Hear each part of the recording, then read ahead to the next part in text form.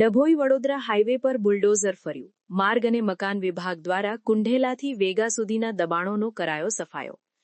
ડભોઈ તાલુકાના કુંઢેલાથી વેગા સુધીના રાજ્ય ધોરીમાર્ગ પર માર્ગ અને મકાન વિભાગ દ્વારા રસ્તાને નડતરરૂપ દબાણો દૂર કરવાની મોટી કાર્યવાહી હાથ ધરવામાં આવી.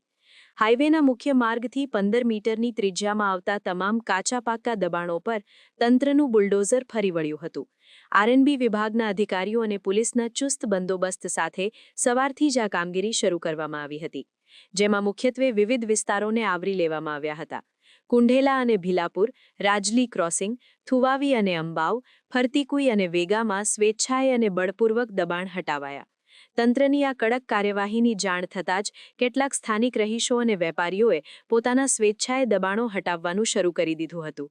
જો કે જે જગ્યાએ દબાણો યથાવત હતા ત્યાં આરએનબી વિભાગે જેસીબી મશીન દ્વારા કાચા પાકા શેડ, ઓટલા અને દુકાનોના વધારાના બાંધકામો તોડી પાડ્યા હતા.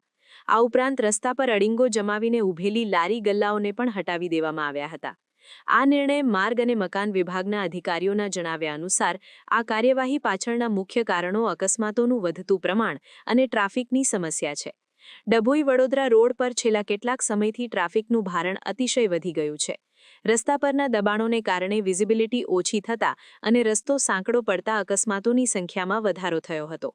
હાઈવે પર આડેધડ ઊભા રહેતા લારી ગલ્લા અને ગેરકાયદેસર બાંધકામોને કારણે ટ્રાફિક જામની સમસ્યા ગંભીર બની હતી. હાઈવેના નિયમો મુજબ માર્ગની બંને બાજુ ચોક્કસ અંતર સુધી કોઈ પણ બાંધકામ કરી શકાતું નથી, જેનું ઉલ્લંઘન કરનારાઓ સામે લાલ આંખ કરવામાં આવી છે. તંત્રની આ કામગીરીને પગલે હાઈવે હવે ખુલ્લો અને પ્રશસ્ત બન્યો છે, જેનાથી વાહન ચાલકોને મોટી રાહત મળશે. જો કે સ્થાનિકોમાં ચર્ચા છે કે તંત્ર મોડે પણ જાગ્યું ખરું. સમાચારની અવનવી અપડેટ જોતા રહો નિખરતા ગુજરાત ન્યૂઝ સાથે. નિખરતા ગુજરાત ન્યૂઝને લાઇક, શેર, સબસ્ક્રાઇબ કરો અને બેલ આઇકન દબાવીને સમાચારની ઝડપી માહિતી મેળવો.